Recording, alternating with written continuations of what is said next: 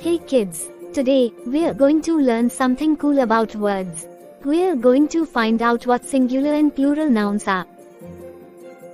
Singular noun. A noun is a word that names a person, place, thing, or animal. Let's start with singular nouns. Singular means just one of something.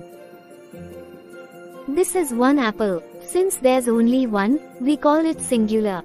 Here's our cat. Since it's only one, we say it's singular too. Plural noun. Now, what if we have more than one? That's where plural nouns come in. Plural means more than one. Look, now we have 3 apples. When we have more than one, we usually add an s at the end to make it plural. So apple becomes apples. Here's another example. One cat is singular, but 2 or more make it plural. Cat becomes cats. Irregular plural nouns. There are some nouns are special and don't just add an s. These are called irregular plurals. 1 foot, 2 feet.